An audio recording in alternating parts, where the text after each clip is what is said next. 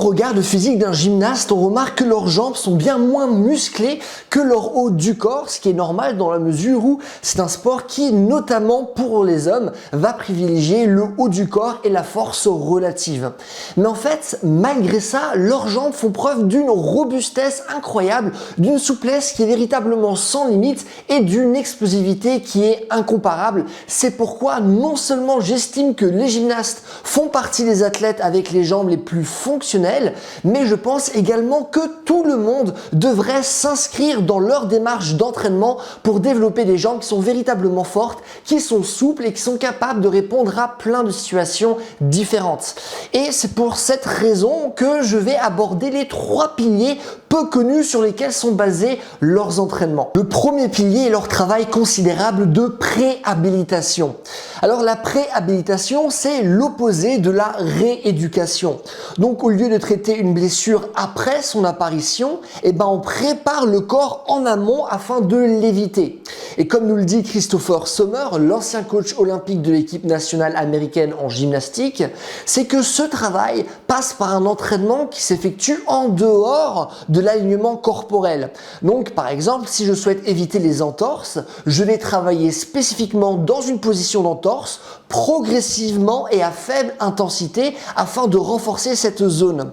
Et ce travail se fait en respectant la loi de l'hormèse, selon laquelle tout organisme vivant exposé à un stimulus stressant ne dépassant pas sa capacité d'adaptation voit cette dernière s'améliorer lors de la phase de repos qui suit.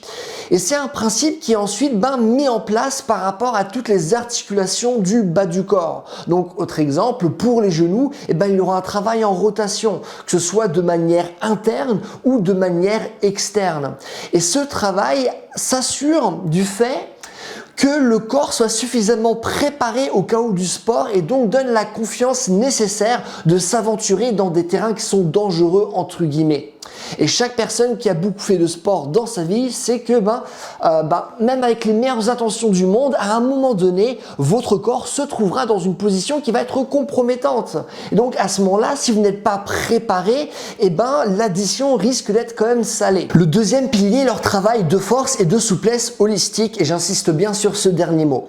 Parce que soyons sincères, la plupart des gens s'entraînent toujours dans les mêmes angles et dans les mêmes positions.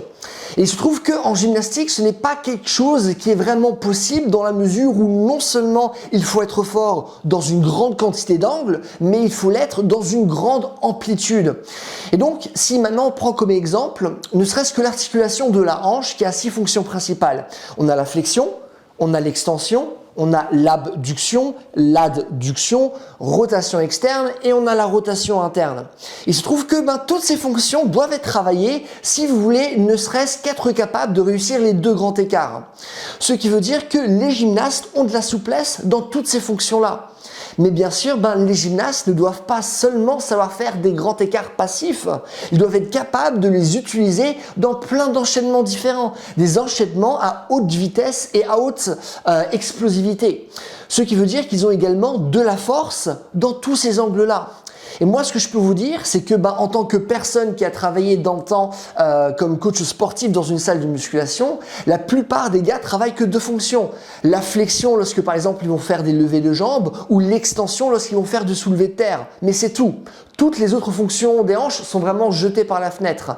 Les femmes, c'est différent. Généralement, j'ai l'impression qu'elles travaillent 4 fonctions parce qu'elles ont également tendance à travailler avec les machines des abducteurs et des adducteurs, ce qui est moins fréquent chez les hommes. Mais littéralement, personne travaille par exemple la rotation interne ou la rotation externe. Et tant que vos entraînements seront limités, logiquement, l'expression de votre force le sera aussi, ce qui va cruellement brider votre potentiel fonctionnel. D'où l'importance de travailler de manière holistique et de se demander quelles sont les fonctions principales de chaque articulation. Troisième pilier, le travail de l'explosivité qui est défini comme notre capacité à surmonter la plus grande résistance possible et ce le plus rapidement. Donc de manière schématisée, c'est force fois vitesse. Et quiconque a essayé de travailler l'explosivité sait à quel point en fait le travail il est dur et c'est vraiment lent avant d'avoir de bons résultats. Et la vérité c'est que sauf dans des cas vraiment très précis, ben plus personne ne saute aujourd'hui. C'est comme quelque chose qui est excessivement rare, alors que c'est un pattern qui est fondamental. Et les gens veulent avoir des jambes qui sont grosses et belles, mais en fait, ils ont après des jambes qui sont incapables d'utiliser dans des scénarios qui sont complexes. Et pire que ça, j'estime que la plupart des gens sont incapables de sauter régulièrement sans se blesser. Alors que c'est, je le répète, un pattern fondamental. Et donc ça, ils ne s'en rendent même pas compte. Et comme le disait Rosa Luxembourg, c'est que ceux qui ne bougent pas ne remarquent pas leur chaîne. Et la gymnastique est si dure qu'elle va justement forcer cette remise en question, obliger les pratiquants à donc avoir une démarche fonctionnelle et d'être cruellement conscients de leurs limitations. Et quelqu'un qui a des jambes explosives et quelqu'un qui peut sauter haut et loin, quelqu'un qui peut sprinter et qui peut utiliser l'environnement et jouir pleinement du potentiel de son corps.